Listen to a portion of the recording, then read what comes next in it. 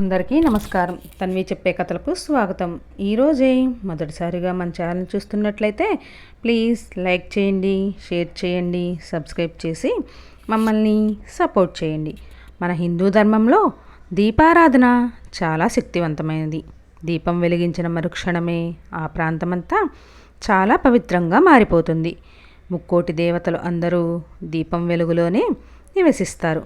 కాబట్టి ఎవరైతే అన్ని నియమాలను పాటిస్తూ ఇంట్లో దీపారాధన చేసుకుంటారో అలాంటి ఇళ్లలో దేవతల ఆశీర్వాదం ఎల్లప్పుడూ ఉంటుంది. ఇంట్లో ఎలాంటి కష్టాలు లేకుండా ఉంటాయి.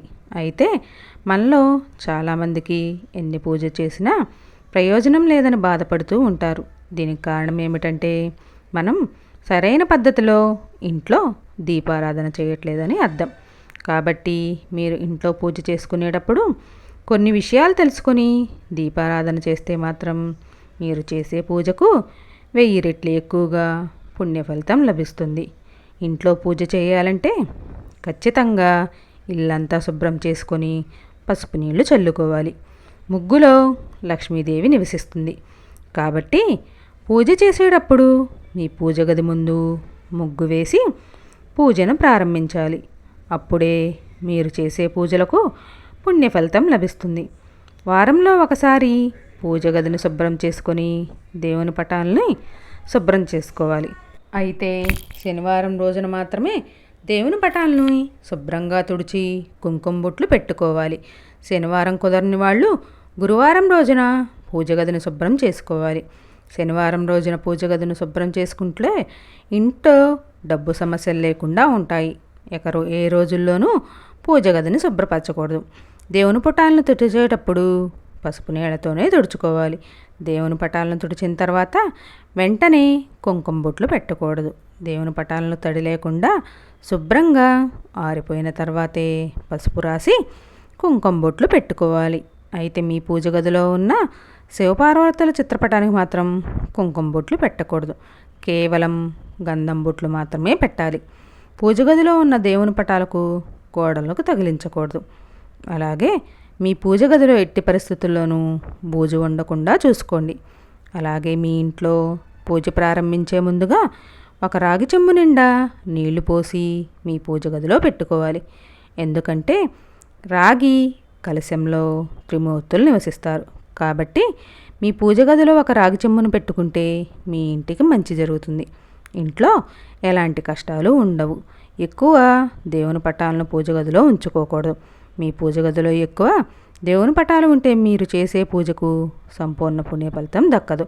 కాబట్టి మీ పూజ గదిలో ఎక్కువ దేవుని పటాలను పెట్టుకోకండి. ముఖ్యంగా ఒకే దేవునికి సంబంధించిన పటాలు ఒకటి కన్నా ఎక్కువ ఉండకూడదు. మనలో చాలామంది ఇంట్లో దీపం వెలిగించేటప్పుడు ఒక దీపాన్నే వెలిగిస్తారు.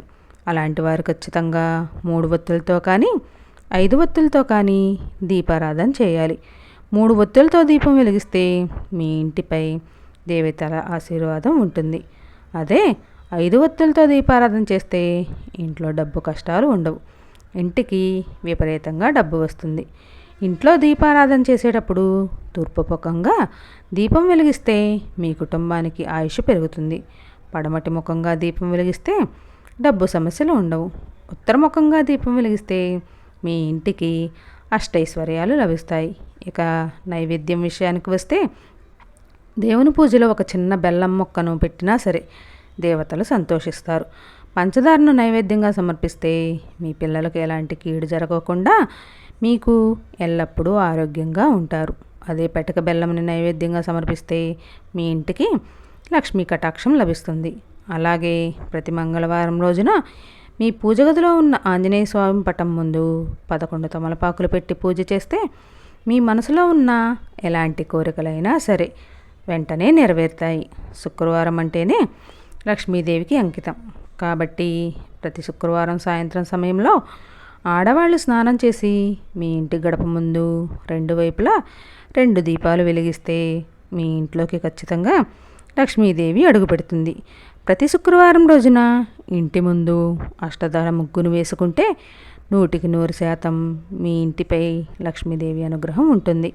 వివాహమైన ఆడవాళ్ళు ప్రతిరోజు స్నానం చేసిన తర్వాత మీ పూజ గదిలో ఉన్న కుంకుమను మంగళసూత్రానికి పెట్టుకోండి. ఆడవాళ్ళు ఇలా చేస్తే దీర్ఘసుమంగళి ప్రాప్తి వరిస్తుంది. మనలో చాలామంది ఎక్కువగా శనివారం నాడు పూజలు చేస్తుంటారు. అయితే ఇంట్లో పూజ చేసేవాళ్ళు బియ్యపిండితో 3 దీపాలు తయారు చేసి వెంకటేశ్వర స్వామి పటం ముందు దీపారాధన చేస్తే చాలా మంచిది. పూజలో దేవునికి నైవేద్యం పెట్టేటప్పుడు మీరు పెట్టిన నైవేద్యం మీద కొన్ని నీళ్ళని చిలకరించి దేవునికి హారతి ఇవ్వాలి. అప్పుడే మీరు పెట్టిన నైవేద్యాన్ని దేవతలు ఆరగిస్తారు. వేడిగా ఉన్న నైవేద్యాలని దేవునికి నివేదించకూడదు. గోరువెచ్చటి పదార్థాలను మాత్రమే దేవతలకు నైవేద్యంగా పెట్టాలి. గన్నేరు పూలతో దేవుళ్ళను పూజిస్తే 1000 గోవులు దానం చేసినంత పుణ్యం లభిస్తుంది. గులాబీ పూలతో పూజిస్తే డబ్బు కష్టాలన్నీ తీరిపోతాయి. ఇంట్లో నిలబడి పూజ చేయకూడదు. చక్కగా కూర్చొని పూజ చేసుకోవాలి. పూజ చేసే ఆడవాళ్ళకి కాళ్ళకు పసుపు రాసుకొని కుంకుమ పెట్టుకొని పూజ చేయాలి. ఒక్కొక్కసారి మన పూజ గదిలో పెట్టిన నైవేద్యానికి తరచూ చీమలు పడుతూ ఉంటాయి. నైవేద్యానికి చీమలు పడితే మీకు త్వరలో మంచి రోజులు రాబోతున్నాయి అని అర్థం. ఇక పూజ చేసేటప్పుడు నీళ్లతో కడిగిన పూలను దేవునికి పెట్టకూడదు. ఇంట్లో పూజ చేసేటప్పుడు ఓం నమో భగవతే వాసుదేవాయ నమః అనే మంత్రాన్ని చదువుతూ ఇంట్లో పూజ చేసుకుంటే మీరు చేసే పూజలకు రెట్టింపు పుణ్య ఫలితం లభిస్తుంది. గోవింద అని స్మరిస్తే పూజ చేసుకుంటే సకల పాపాల నుంచి విముక్తి కలుగుతుంది. ముఖ్యంగా ప్రతి ఒక్కరి పూజా గదిలో ఖచ్చితంగా గోమాత విగ్రహం ఉండాల్సిందే. ఎందుకంటే గోమాతను 3,000,000 దేవతలు కొలువై ఉంటారు. కాబట్టి ఒక గోమాతను పూజించినా చాలు 3,000,000 దేవతలందరకు పూజ చేసినంత పుణ్యం దక్కుతుంది. ఇంట్లో పూజ పూర్తయిన తర్వాత ఖచ్చితంగా మీరు 3 ప్రదక్షిణలు చేసి మీ తలపైన అక్షంతలను వేసుకొని దేవునికి నమస్కారం చేసుకోవాలి. ఇంట్లో పూజ పూర్తయిన తర్వాత ఒక 5 నిమిషాల వరకు మీ పూజ గది నుండి బయటకు వచ్చేయాలి.